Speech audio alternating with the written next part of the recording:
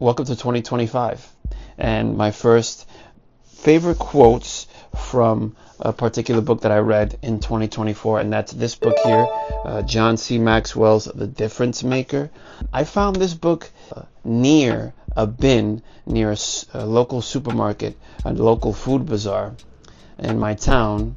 It was a donation bin, and there were like a bunch of things lying around. This is during the pandemic. And I found this book and I was like, oh, okay, I know John C. Maxwell. I know he's written many, many books, self-help books. And let's give you a little brief background. Let me get into the computer and look up John C. Maxwell here. Just to give you like kind of the Wikipedia like quick version. John C. Maxwell is an American author, speaker, and pastor who has written many books, primarily focusing on leadership. Titles include The 21 Irrefutable Laws of Leadership and The 21 Indispensable Qualities of a Leader. Some of his books have been on the New York Times bestseller list. Found this book once again, and it was a short read. It's not a big book, and I've never read a John C. Maxwell book before, so I'm always about the self-help books and wanted to check this out.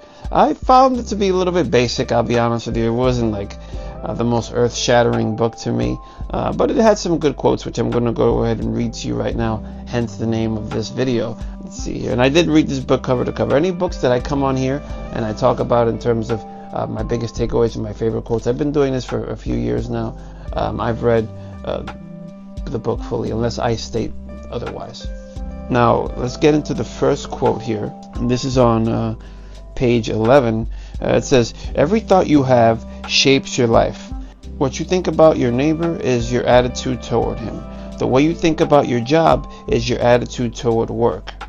Your thoughts concerning your spouse, the people on the highway during rush hour, and the government create your attitude toward each of those subjects. The sum of all your thoughts comprises your overall attitude." We are kind of living these stories that we make up about ourselves and about experiences that have happened in our lives. And sometimes we get really stuck in those stories. I know I do. And it's kind of hard to change it because it's what we consider our identity. And I find that quote really goes ahead and plays to that. Like, what story are we telling ourselves? Why don't we change our story to be a better version of ourselves? Habits and daily routines kind of solidify that story, right? So it's not so easy to change. It's not so easy to do, but I just wanted to point that out. Like, we are the stories, and that's what this quote reminds me of regarding attitude towards others and attitude kind of towards ourselves, is this collection of stories that we use to identify ourselves, and that quote reminded me of that. That was on page 11. Now, the next quote, this one's kind of a longer one. This is on pages 56 to 57 of the book. Sometimes the book version and the version on, like, let's say Kindle, the book pages can be a little bit different. A Chinese proverb I came across gives insight.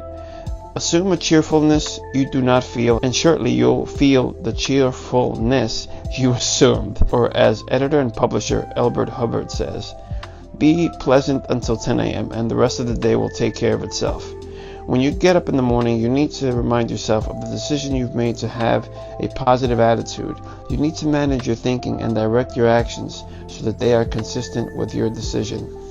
This is almost like one of those fake it till you make it things, but it's kind of just like setting yourself up and your attitude for the remaining day. Like, are you going to be grumpy in the morning, and then that means you'll be grumpy for the whole afternoon and the rest of the day? Or you're going to try to be cheerful, you're going to try to be happy, so that kind of sets you up, not in the terms of being fake, but more in the terms of, I want to have a good day and I want to put positivity out into the world, so I want positivity to return to me. Because if you smile at somebody, a lot of times they'll smile back, sometimes they won't. If you're nice to someone, they'll be nice to you. I posted this thing on Instagram just last night, where I came upon a sign that somebody has put up on the bus window, and it says, respect me and I'll respect you, something like that. And I'll post a picture of that somewhere around here right now. But that reminded me of that. Let's read a couple more here. This one is on page 93. Remember, it's never too late to change. I already mentioned that I am in my late 50s. The older I get, the more I meet people my age who who express regret for the way they've lived their lives. Sometimes the regret is for things they've done, but more often it is for things they didn't do, but felt that they should have. If they ask for my advice, I quote one of my favorite sayings. Though you cannot go back and make a brand new start, my friend, anyone can start from now and make a brand new end. I like that. What was that book by that author in terms of the regrets of dying? One of the biggest regrets is that they didn't spend enough time with family and friends, or do the things that they wanted to do but they didn't. So that quote reminds me of that.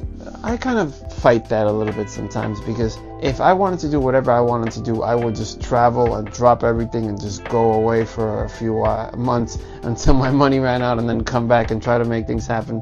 And I might be in a position to do that because I have no kids, I'm not married or anything like that.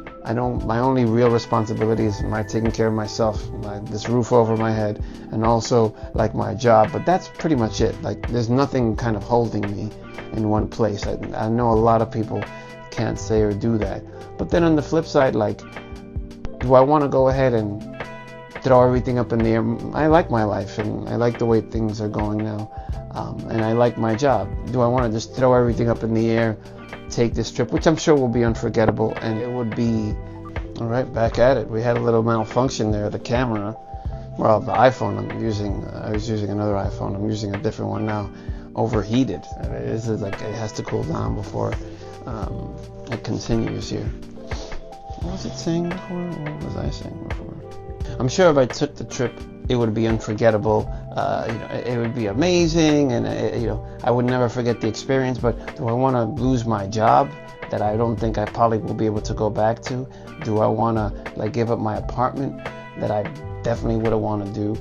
I can go ahead and travel and stuff like that, but I wouldn't be able to travel for any long periods of time. I right now don't really prefer to travel like that, but I'm pushing 50. I'm going to be 50 this year.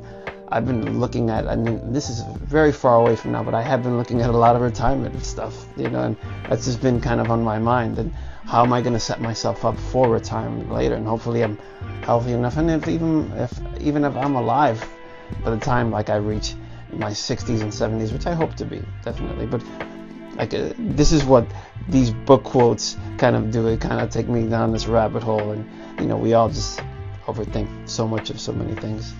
But that's that quote. Let's move on to the next quote here. All right, and this one is a super simple one. This is on page 114, and it says, problems are wake-up calls for creativity. And a lot of people have made a lot of money from problems or solving problems. Like, I know Tony Robbins and a lot of self-help kind of gurus talk about that in terms of what's the biggest problem that you can solve. And this is probably one of the biggest opportunities that you can have. How can you solve a problem that a lot of people have? And you can become kind of famous doing so. I don't want peace. I want problems, always. As opposed to talking about everybody, let's talk about us here, right? I apply that a lot of times with video games. If I've come to a point when I'm stuck, I'm trying a bunch of different things before I even go onto YouTube or I go online to find out exactly how is it that I can pass this particular part of this game. But before it reaches that part, especially if it's a game I'm enjoying, I will try a bunch of different ways to kind of beat this one part. And it's the same even when figuring out something on the computer, figuring out an appliance, or how is it that I cook this one particular thing. And you get creative, you try different things. I know right now I'm really wanting to dig into doing kind of more music for myself. I'm figuring out how to use the MPC one, and this thing it's not the easiest thing to figure out, but I'm trying a lot of different things and looking things up. What I'm basically trying to say is we do this often, unless we just kind of throw our hands up and just go straight to the computer. Just Alexa, Google, just tell me how to figure this out. But I think a lot of times, a lot of us, we do get creative. It's okay, this is not working. How can I try this other thing? Or how can I come at it from this different angle? So I think that we do this a lot. But if we kind of, I think, say it out loud, that problems are wake-up calls for creativity, then maybe it won't be as frustrating and it'd be a little bit more fun. Just my 2 cents. And let's go on to the final quote here. And this goes to the very first quote. This kind of goes hand in hand with that, where this one quote is on page 126 to 127, and it says, our own thoughts were the only thing creating potential dangers for us. And this one particular chapter is talking about fear. And like I said in the very beginning, a lot of times what this quote says in terms of our own thoughts being our biggest kind of like roadblocks, right? A lot of times we have these stories that we tell ourselves that identify us. Why can't we change that story? Why can't we just say, hey, and some of us do that sometimes. Like maybe if something was such a big pain or very traumatic experience, like a family member or a friend passing away or getting sick, or something like traumatic happens to us, we get mugged, we get robbed, something traumatic happens that makes us say, hey, I'm not going to do this thing ever again. And it could go against the whole story that we've been telling ourselves for all these years. But that's going to be the final quote from this book, John C. Maxwell, The Difference Maker. He has a ton of books. I'm going to leave an affiliate link for this book and the description for this video and the show notes for this particular podcast. Any thoughts, comments, do so below, or you can do so on the blog at paulhasfun.com. Thank you so much for watching. Thank you so much for listening, and I will catch you on the next one. Bang!